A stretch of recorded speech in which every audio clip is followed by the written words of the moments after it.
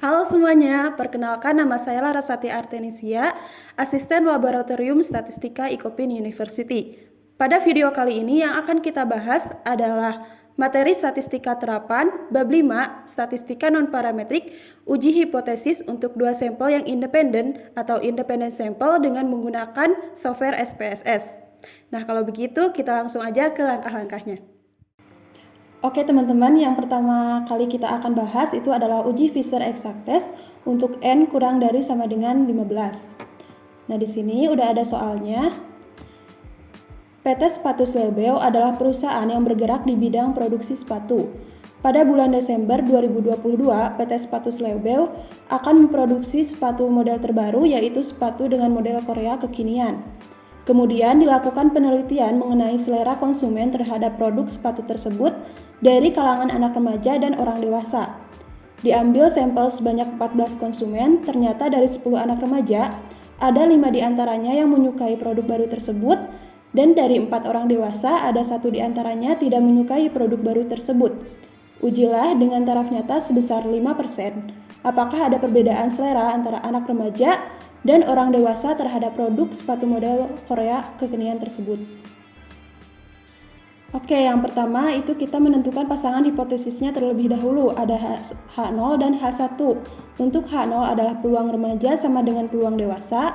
Untuk H1 itu dari apakah ada perbedaan selera antara anak remaja dan orang dewasa. Jadi, peluang remaja tidak sama dengan peluang dewasa. Hipotesis penelitiannya atau HP-nya juga ada di H1, kayak gitu. Nah, yang kedua kita menentukan taraf nyatanya atau alfanya. Alfanya itu sudah diketahui bahwa alfanya atau taraf nyatanya itu adalah 5% atau 0,05 kayak gitu.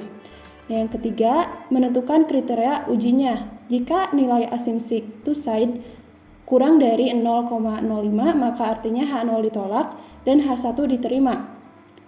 Jika nilai asymptotic to side lebih dari 0,05, maka artinya H0 diterima dan H1 ditolak. Nah, oke, kita langsung aja ke cara SPSS-nya. Oke, teman-teman, nah yang pertama kali kita lakukan adalah buka SPSS-nya terlebih dahulu. Nah, di sini ada data view dan variable view. Kita klik di bagian variable view. Nah, di sini ada name. Kita tulis status. Yang kedua itu tanggapan menyukai. Yang ketiga adalah frekuensi. Nah, selanjutnya di bagian label, teman-teman bisa masukkan juga status. Lalu di bawahnya tanggapan menyukai.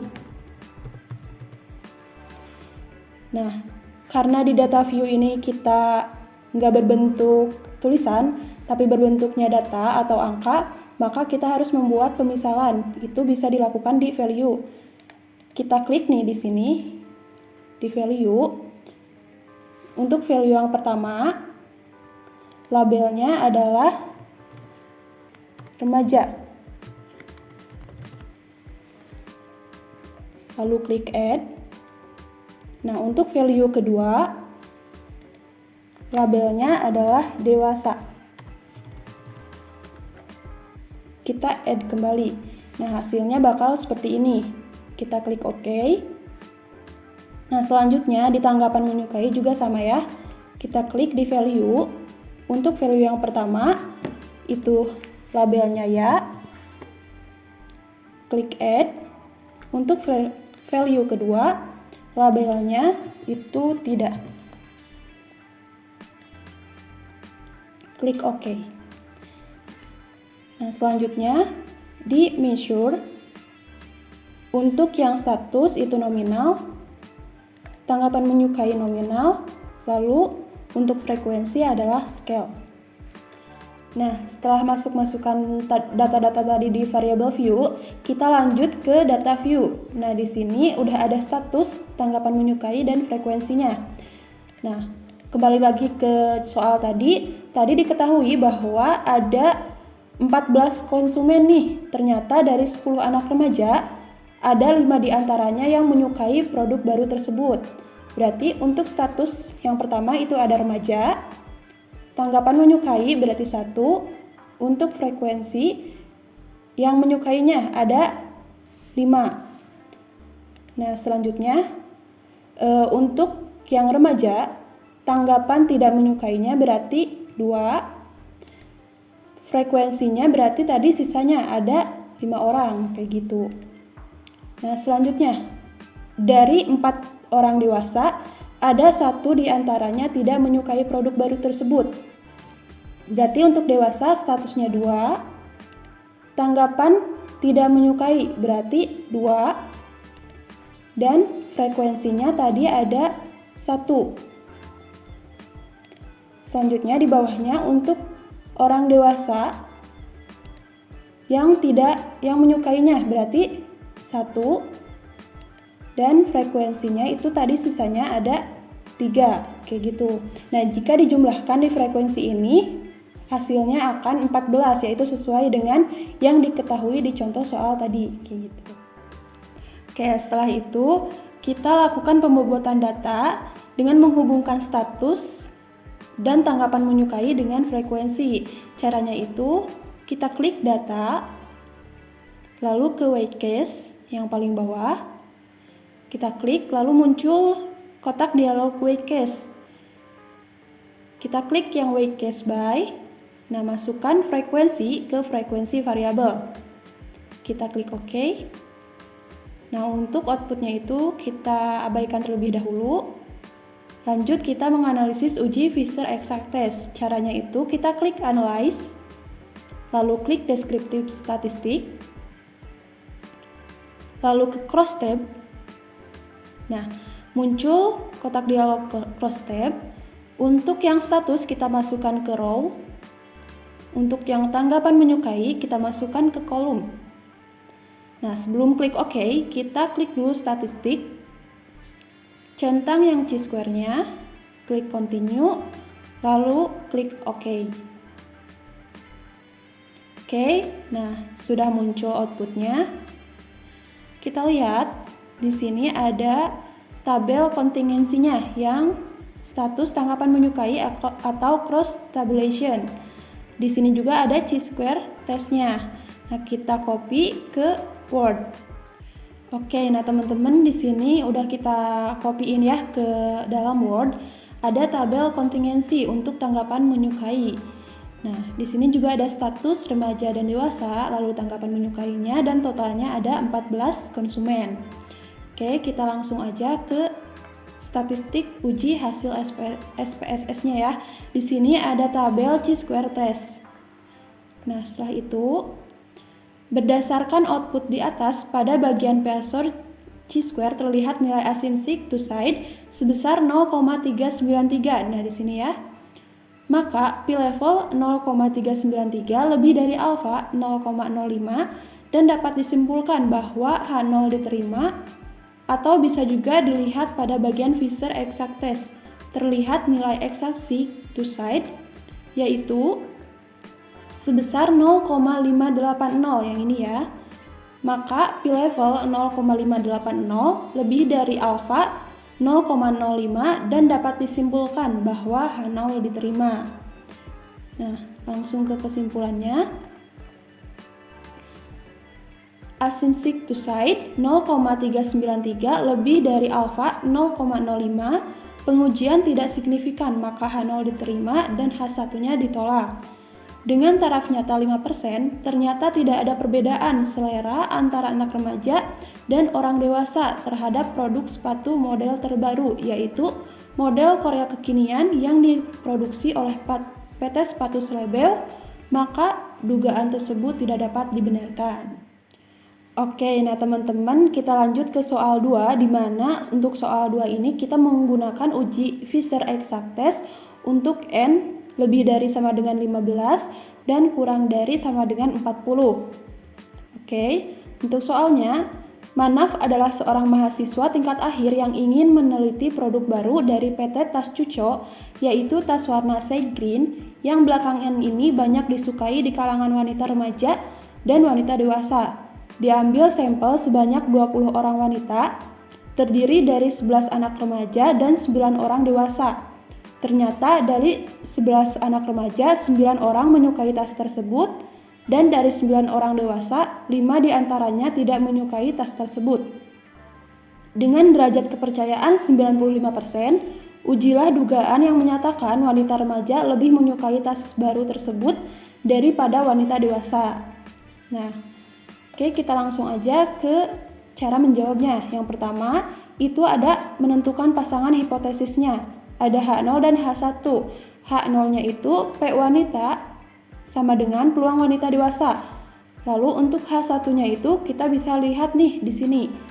Yang menyatakan wanita remaja lebih menyukai, berarti peluang wanita remaja lebih dari peluang wanita dewasa. Dan hipotesis penelitiannya juga ada di H1. Oke, yang kedua, menentukan taraf nyatanya. Karena di sini yang dijelaskan adalah derajat kepercayaan 95%, jadi kita harus mencari dulu alfanya. Alfa sama dengan 1 dikurangi beta sama dengan 1 dikurangi 0,95 sama dengan 0,05. Lalu untuk yang ketiga ada kriteria ujinya. Jika nilai assumption to side-nya kurang dari 0,05, maka artinya H0 ditolak dan H1 diterima. Jika nilai assumption to side-nya itu lebih dari 0,05, maka artinya H0 diterima dan H1 ditolak. Oke, kita buka dulu SPSS-nya, lalu klik variable view. Nah, di kolom name kita tulis status. Lalu warna baru,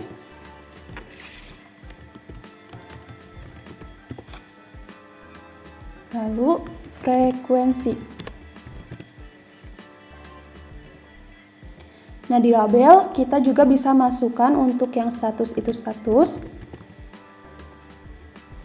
Lalu untuk warna baru itu warna baru. Lalu ke kolom value. Nah, di value ini untuk status yang pertama itu value pertama, labelnya adalah wanita remaja.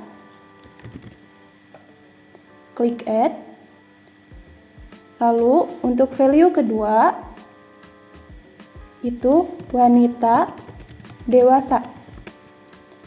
Klik add, lalu klik OK. Nah, setelah itu di value yang warna baru, untuk value pertama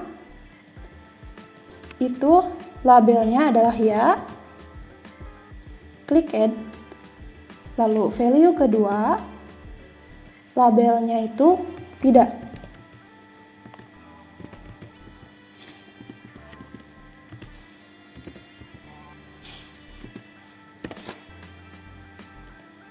Oke, klik OK. Nah, setelah itu di measure, untuk yang status itu nominal, untuk yang warna baru juga nominal, dan untuk frekuensi itu scale. Oke, setelah itu kita masuk ke data view. Oke, selanjutnya di sini udah ada ya status, warna baru, dan frekuensi. Untuk status tadi kan udah diketahui ya bahwa di contoh soalnya itu diambil sampel sebanyak 20 orang wanita. Terdiri dari 11 anak remaja dan 9 orang dewasa. Ternyata dari 11 anak remaja, 9 orang menyukai tas tersebut. Berarti untuk status wanita remaja yaitu 1. Untuk warna baru yang menyukainya berarti 1. Frekuensinya di sini ada 9. Nah, selanjutnya untuk wanita remaja juga. Lalu untuk yang tidak menyukainya berarti nomor 2. Frekuensinya berarti karena tadi ada 11 anak remaja dan 9 orang menyukai, sisanya ada 2 remaja. Nah, selanjutnya 9 orang dewasa, 5 diantaranya tidak menyukai. Berarti di sini untuk remaja statusnya 2. Yang tidak menyukai berarti 2. Frekuensinya ada 5. Selanjutnya untuk yang dewasa 2, warna baru yang menyukai berarti 1. Untuk frekuensinya itu karena tadi ada 9 orang dewasa dan 5 diantaranya tidak menyukai, berarti sisanya ada 4. Kayak gitu.